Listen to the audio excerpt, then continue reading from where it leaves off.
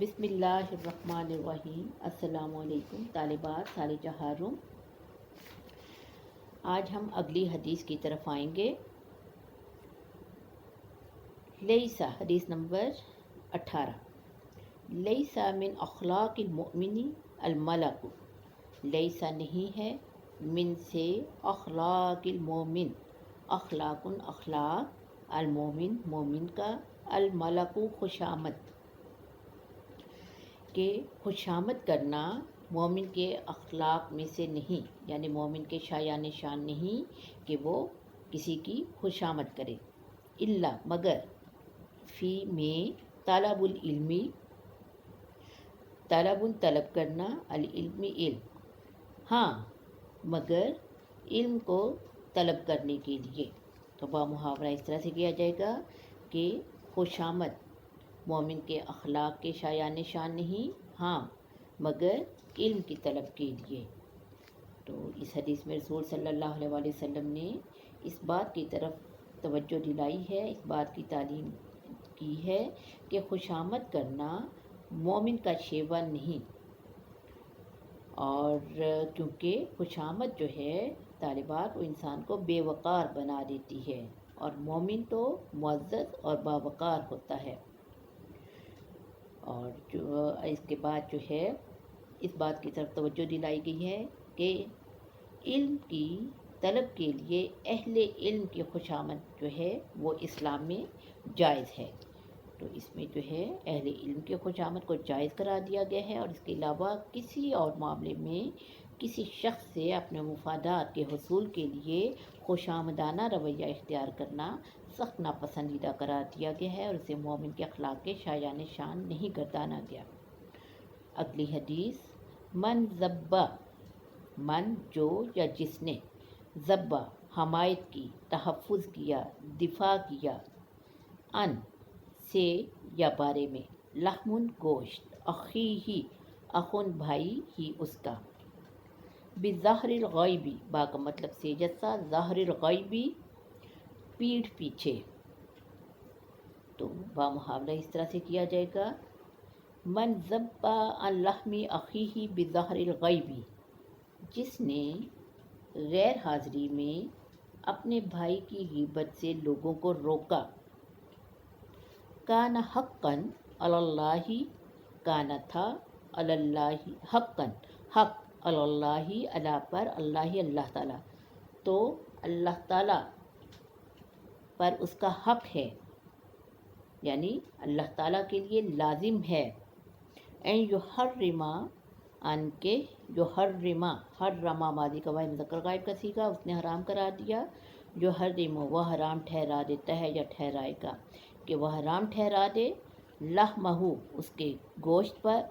اس کے گوشت کو، علی النار اللہ پر، نار آگ، تو اللہ تعالیٰ پر اس کا حق ہے، یعنی اللہ تعالیٰ کے لیے لازم ہے کہ وہ اس کے گوشت کو نار جہنم پر حرام کر دے۔ تو با محاورہ پورا اس طرح سے کیا جائے گا، جس نے غیر حاضری میں اپنے بھائی کی غیبت سے لوگوں کو روکا، تو اللہ تعالیٰ کے لیے لازم ہے کہ وہ اس کے گوشت کو نار جہنم پر حرام کر دے۔ مطلب کیا ہوا کہ عدم موجودگی میں، غیر حاضری میں اپنے مومن بھائی کا دفاع کرنا اور اس کی غیبت سے لوگوں کو روکنا جو ہے وہ بہت ہی بڑے اجر و ثواب کا کام ہے۔ تو طالبات، اسلام میں اللہ تعالیٰ نے ہر نیک کام کا اجر اس کی خلوص سے، نیت کے حساب سے جو ہے ٹھہرایا ہے، اور پیٹھ پیچھے کسی کا دفاع کرنا انتہائی خلوص کا چونکہ مظہر ہوتا ہے، اس لیے اس حدیث میں اس بات کی طرف توجہ دلائی گئی ہے کہ یہ جو انتہائی خلوص کا کام، یعنی کسی شخص کی غیر حاضری میں لوگوں کو اس کی غیبت سے روکنا اور اس کی عزت کا دفاع کرنا جو ہے، یہ اتنا عظیم کام ہے کہ اللہ تعالیٰ جو ہے اس کے مطابق اس کا عظیم اجر و ثواب عطا کرے گا۔ اس کے بعد جو ہے اگلی حدیث کی طرف آئیے، اتقوا اللہ، اتقوا وقال فی آخر وصیتہ، و اور قالا اس نے کہا فی آخر وصیتہ اپنی آخری وصیت میں، یعنی نبی کریم صلی اللہ علیہ وآلہ وسلم نے جو خطبہ حجۃ الوداع دیا تھا تو اس میں جو بے شمار دوسری جو احکامات جو انہوں نے دیے تھے، اس کے ساتھ ساتھ اس بات کی بھی تلقین فرمائی جو اس حدیث میں جو ہے واضح کی گئی ہے کہ اتقوا اللہ، اتقوا تم ڈرو اللہ تعالیٰ سے، فی الضعیفین، فی کا مطلب ہے ضعیفین، دو کمزور، ضعیفن کہتے ہیں کمزور کو، اور ضعیفینی دو کمزوروں کے بارے میں اللہ تعالیٰ سے ڈرو۔ المملوکہ، المملوکہ ایک تو غلام، والمرأۃ اور المرأۃ اور ایک جو ہے وہ عورت۔ تو بامحاورہ اس طرح سے کیا جائے گا کہ اپنی آخری وصیت میں رسول صلی اللہ علیہ وآلہ وسلم نے فرمایا تھا کہ دو کمزوروں کے بارے میں اللہ سے ڈرتے رہنا، ایک تو جو تمہارا زیر دست غلام ہو، اور دوسرا کمزور عورت، یعنی دوسرا کون کمزور ہے؟ عورت۔ تو عزیز طالبات، اس حدیث میں رسول صلی اللہ علیہ وآلہ وسلم نے دو کمزور انسانوں یعنی عورت اور غلام کے بارے میں خدا خوفی کی تلقین کی ہے، کیونکہ عورت اپنی خلقت کے اعتبار سے کمزور ہوتی ہے، چنانچہ وہ رحم، شفقت اور نیک سلوک کی محتاج ہوتی ہے، جبکہ غلام اپنے سماجی مقام کی وجہ سے، سماجی اور معاشرتی مقام کی وجہ سے کمزور ہوتا ہے اور اپنے مالک کے رحم و کرم پر ہوتا ہے، لہذا اس سے بھی نیک سلوک کی تلقین کی گئی۔ اگلی حدیث کی طرف آ جائیے۔ وَكَانَ صلی اللہ علیہ وآلہ وسلم یودع،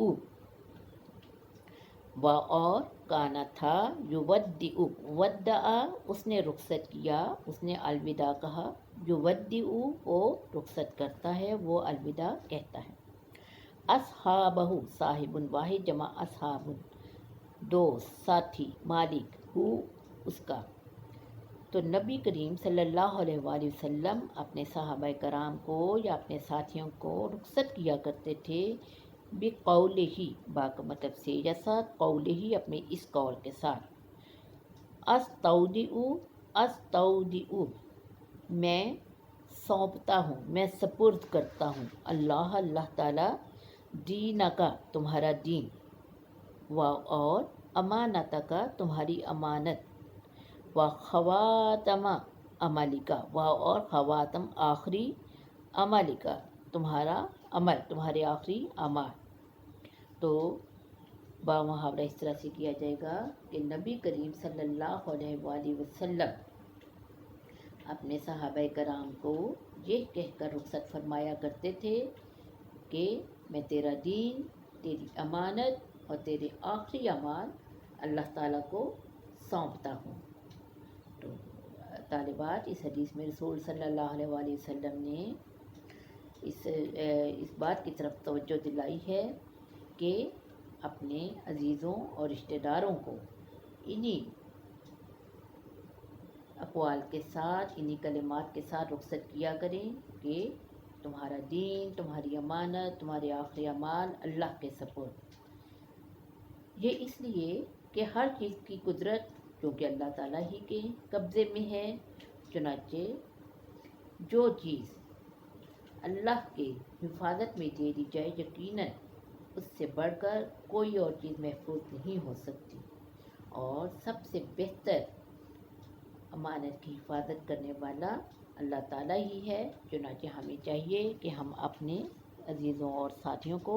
رسول صلی اللہ علیہ وآلہ وسلم کی سنت پر عمل کرتے ہوئے انہی کلمات کے ساتھ رخصت فرمایا کریں، تاکہ ہمارے جو عزیز رشتہ دار اور جو ہیں وہ اللہ تعالیٰ کی حفاظت میں آ جائیں۔ اگلی حدیث، اعوذ باللہ من دعائن، اعوذ میں پناہ مانگتا ہوں، باللہ اللہ تعالیٰ کی، من دعائن من سے، دعائن میں اللہ تعالیٰ کی پناہ میں آتا ہوں، من سے، دعائن دعا، ایسی دعا سے لا یسمعو، لا نہیں، یسمعو سنی جائے. تو میں اللہ کی پناہ میں آتا ہوں اس دعا سے جو سنی نہ جائے. وَمِن قَلْبٍ، اور من سے، قلبٍ ایسے دل سے، لا یخشعو، لا نہیں، یخشعو، خاشعہ وہ ڈرا، یخشعو وہ ڈرتا ہے یا ڈرے گا. وَمِن قَلْبٍ، اور ایسے دل سے، لا یخشعو جس میں خشوع و خضوع نہ ہو، جس میں عاجزی نہ ہو، جس میں اللہ تعالیٰ کا خوف نہ ہو. وَمِن علم، اور من سے، علم، اور ایسے علم سے، لا ینفعو، لا نہیں، نفع اس نے نفع دیا، ینفع وہ نفع دیتا ہے یا دے گا، اور ایسے علم سے جو نفع نہ دے. تو باب محاورہ اس طرح سے کیا جائے گا کہ میں اللہ تعالیٰ کی پناہ میں آتا ہوں اس دعا سے جو نہیں سنی جاتی، اور اس دل سے جس میں خشوع و خضوع اور عاجزی نہیں، اور اس علم سے جس میں نفع نہیں. تو طالبات اس حدیث میں نبی کریم صلی اللہ علیہ وآلہ وسلم نے غیر مقبول دعا سے، نہ ڈرنے والے دل اور علم غیر نافع سے پناہ مانگی ہے. تو طالبات آج ہم نے یہ جو چند احادیث مبارکہ لفظ با محاورہ ترجمے کے ساتھ دیکھی ہیں، ان کو جو ہے مختصراً ان کی وضاحت بھی پیش کی گئی ہے. تو امید ہے آپ ان سب کو جو ہے بخوبی سمجھ چکے ہوں گے. پوری توجہ سے ان کو تیار کیجیے گا. انشاءاللہ اگلے ہفتے پھر آپ سے ملاقات ہوگی. اللہ حافظ.